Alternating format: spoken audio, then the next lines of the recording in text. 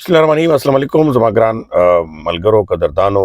نن دا غاډي نه تویلا کومه څه مصرفیات وجنه منډو تر وجنه نو مې تاسو ته تازه خبرونو کې یو خو پاکستان کې چې کوم نوې ترمیم کیږي په طریق انصاف د پاره ډېر لوی یو بس بد خبر دی. بل طرف ته د پاک افغان مذاکرات چې کوم دي هغه هم لوی جنجال سره مخ شوي دي او خلک خاص کر تورخم بورډر نور بورډر چې کوم تجران دي نور تګ راتګ یا نور مشکل وسره ډبل نه زویم چې ډېر زیات شوي دي او بیا خاص کر دغه جنجال نتیجه به سره وځي.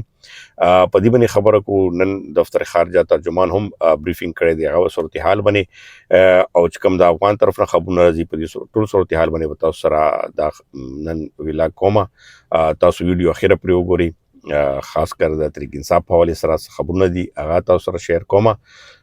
اول خبر خدا دا چې پاکستان طریق انصاف تاسو ګوري سمودیره سینا سخت په مشکلاتو کې راګیر شوی دی. خو اوس چې کوم وویشتم آئینی ترمیم جوړیږي نن هم پارلیمان دواړه غونډې ملتوي شوې. اولي جوړ توړ سلسله روانه ده. مولانا فضل الرحمن چکزی همدغه شانتي بلاول بټو زرداری نور قائدین چې کوم دي حکومت سره کوم کولیشن کې دي هغه رضی کول او اپوزیشن سره کول. اوس طریق انصاف سره هم مذاکرات په دې خبره روان دي.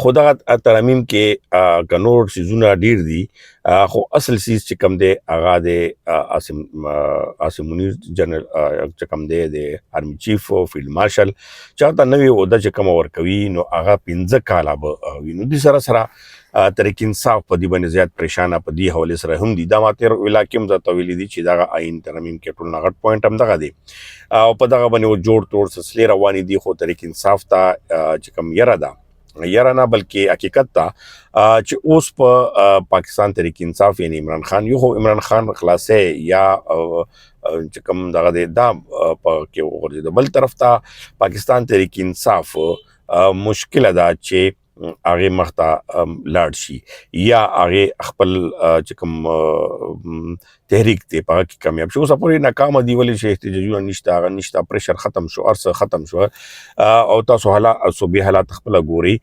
خو اوس د طریق انصاف لپاره چې کمپلین دی لکه څنګه پیپلز پارټي غټه پارټي واخو یو کونی ته یو چینتا یو زیتا بلکې سینې مټول نه دی ورکړي. همدغه شانتي اوس په صوبه کې هم هغه شانتي هغه نشي کولای. بیا مخکې الیکشن تاراتون کې دا هم چې کوم دا سیټ اپ وي نو هغه به سکوي. نو اوس صورتحال ورته انتهایی خراب شوی دی او دغه پارټي چې اوس هم خپل سیاسي غچ برابر نه کی نو تر هغه پورې دا نشي کېدی. تر هغه پورې دغه صورتحال باندې تر اوسه پورې چې کوم جنجال جوړ دی پاکستان طریق انصاف ته هغه همدغه دی چې دی سټیبلیشمنت سره یا چې کوم د دې کیسه وا یا کوم احتجاجونو معامله وا پاګه کې گیر دي نو هغه جوړخ نه خوري. او بیا خاص کر چې کوم دغه آرمی چیف ته فیلډ مارشل دی د دې سلسله خو الریډي تاسو ګوري چې ډیر زیات په دغه جنجال کې سره گیر دي. اوس په دغه صورتحال کې یقینا چې مشکل شته او مشکلات ورته مخته هم جوړیږي. خو دغه صورتحال باندې به یقینا چې طریق انصاف اوس زه نو پیژندي چې مخکې کول سدي.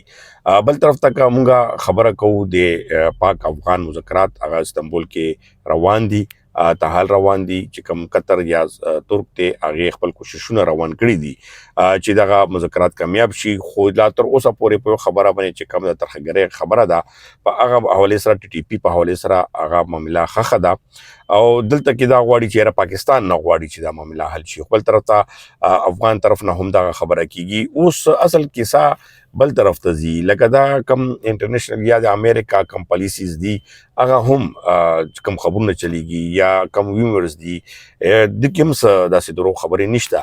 خو اوس جنجال دغه خبرې لوجه چې کم تورخم بارډر باندې تاجرانو دلته کې دواړو طرف نه لوی مشکل لوی جنجال سره گیر دي خلک ولس گیر دي او ورسره چې کم دلته کې بیا کډوالو باندې یا چې کم دا افغانانو باندې مشکل جوړ کړی دی دا ډیر زیات د تشویش خبره ده. اوس په دغه صورتحال کې یقینا چې افغانان هم په مشکل کې دي. پاکستان کې د پښتانه چې کوم بزنسمین دي یا نور چې کوم د سیاحت لري هغه ته ډېر زیات مشکل ته ورسېدل. په دې حواله سره هم د کوم سیاسي لیډرشپ دی د خاص کر پښتنو هغه ناکامه څخه دی، بلکې صوبې حکومت د لوی ناکامه څخه کار دی. اوازونه یا نور جنجالونه کتا سولیدل چې اړومبه نه ګندپور به کول، ګندپور نه پس اوس دا وزیر الله هم په دې باندې کړي، خو دغه سیز چې کم دی تر اوسه پورې کامیابی طرف ته نه دی لاړ. نو په دغه حواله سره کوم تضاد تدرین راځي چې کوم دغه جنجال څنګه کیږي یا د نور چې کوم پاکستان کې کوم روان دي تاسو سره به وقتاً فوقتاً شیر کوو.